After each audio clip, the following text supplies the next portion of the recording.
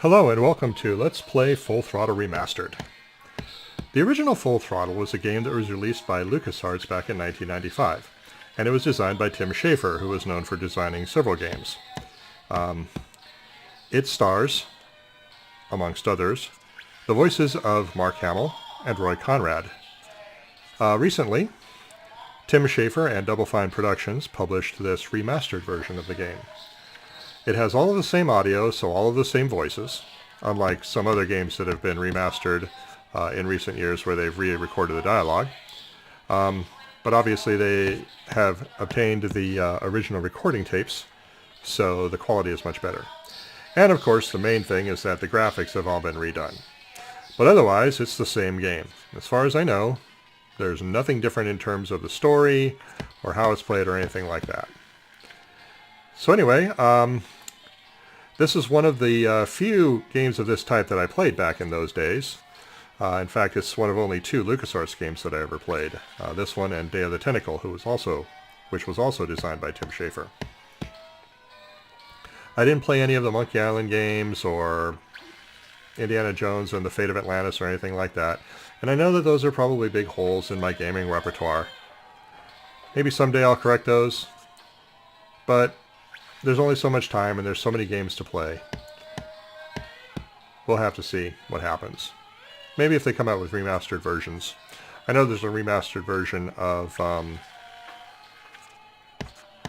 why can't I remember it? Monkey Island. Duh. Remastered version of Monkey Island. And maybe they'll come out with a remastered version of, like, say, Sam & Max Hit the Road. Oh, I did play Sam & Max Hit the Road. So I guess that's 3. Anyway, this, like I said, is Full Throttle Remastered. One of the things that you can do while you're playing the game is you can switch to the old graphics if you want, and I'll demonstrate that, but I'm going to leave it on the new graphics for most of the game. I've already played a little bit into this just to get an idea of what it's going to look like, so the very first achievement that happens during the game you're not going to see, but the rest of them you will. And without any further ado, Full Throttle Remastered. Yes, I want to overwrite my autosave data. This is one of my favorite openings to a game ever. This opening monologue is classic. Whenever I smell asphalt, I think of Marine. That's the last sensation I had before I blacked out. The thick smell of asphalt. And the first thing I saw when I woke up was her face. She said she'd fix my bike. Free. No strings attached. I should have known then that things are never that simple. Nope, they never are. Yeah. When I think of Marine, I think of two things. Asphalt and trouble. Ripburger, you're dumber than dirt. Oh, Mr. Corley, if you'd only listen to my plan, my vision. I know your plan, Ripburger. You're waiting for me to die so you can take over my company. Oh, sir, that's horrible. I am not waiting for you to die. You know I've never liked you, Rip. But you have business know-how and killer instincts that I respect. Why, thank you, sir. But this latest idea of yours, riding up to our shareholders' meeting with a gang of bikers? Who do you think you're fooling? The shareholders, sir. It's good PR to be seen hobnobbing with real Corley Motors customers. What do you know about our customers, Adrian? You've never even been on a bike. Well, you know I'd be on one right now, sir, if it weren't for my destabilizing inner ear condition. Ah, your ears are fine. It's what's between them that scares me.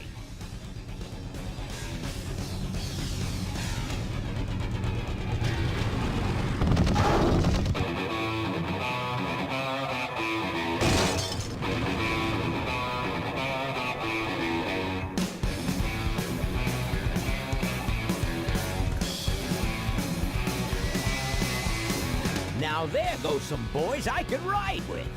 Step on it. Let's find out who they are.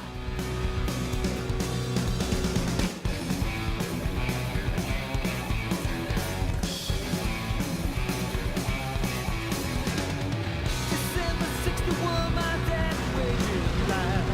Still on that side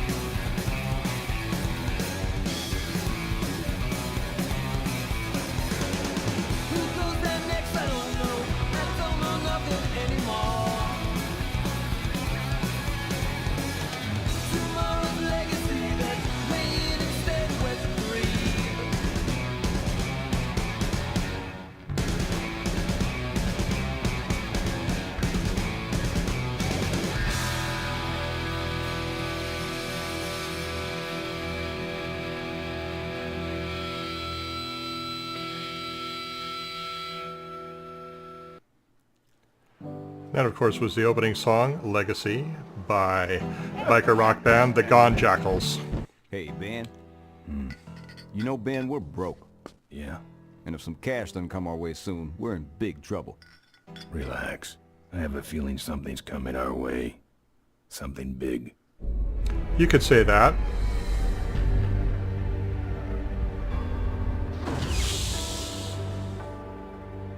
You better stay out here, Rip.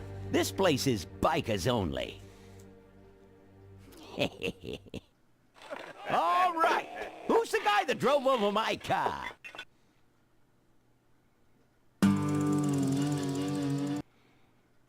What could possibly be taking so long? Maybe old man Corley got himself in trouble. Yeah, maybe they took the old guy out back and worked him over with a 2x4. An appealing notion, but improbable. More likely he's boring them to death with some tale of the glory days. But Malcolm, isn't that illegal? Not back then, it wasn't. So who do you ride with these days? He rides with me.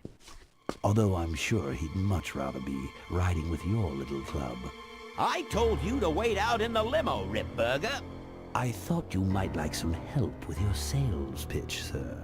Sales pitch? Yes, we have come here today to offer you and your men employment. Mr. Corley requires an escort to the annual Corley Motors shareholders meeting. Does this look like an escort service to you? You would be well compensated for your time, of course. Not interested. It's fairly obvious that you could use the money. Listen, I said we're not for rent. The Polecats are not goons for hire. Not even if it were Malcom Corley's dying wish. Ripburger, that does it. I'm gonna... Hold on there, Malcolm. If you don't mind, I'd like to step outside with Mr. Ripburger for a little chat. Excellent idea.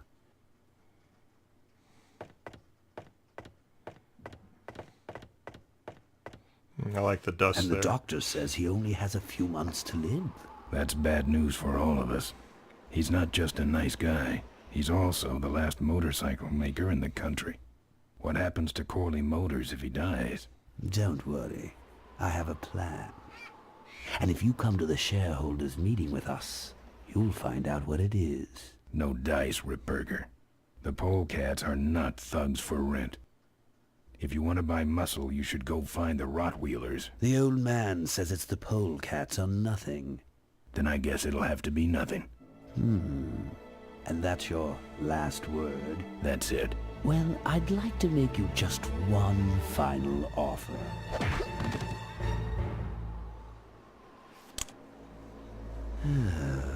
Bolus, take this coat and go get his motorcycle. We'll have to tie up this little 200-pound loose end. It will need to look like an accident. That stuffed shirt actually thinks I'll leave him in control of Corley Motors when I go. Boy, is he in for a surprise. Hey, where's Ben going? Your colleague has decided to accept our generous offer after all. As a matter of fact, he's gone on ahead to scout out the route. He did? Well then, let's roll 'em, boys. Yahoo! Corville, here we come.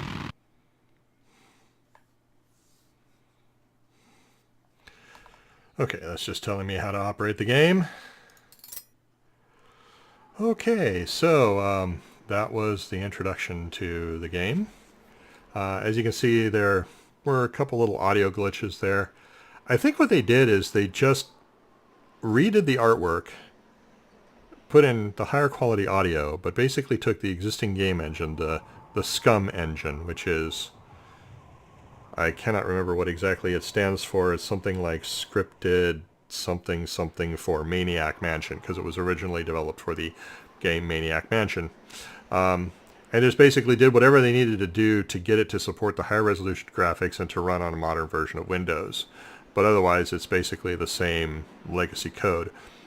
Possibly compiled as 32-bit, I would think. Because I think the original one was for Windows 3X. Might have been for Windows 95. I don't know. came out in April, so it probably was intended to run on 16-bit versions of Windows. But anyway, enough of that. One thing I will say, as somebody who has ridden motorcycles for well over 30 years and is very familiar with their design and operation, I can tell you that the exhaust system on Ben's motorcycle is complete nonsense. It looks cool, but it's basically ridiculous, and they just don't work that way. Anyway, I'm going to go ahead and end this session here as the introductory section, and we'll pick it up in the next one. Till then, thanks for watching.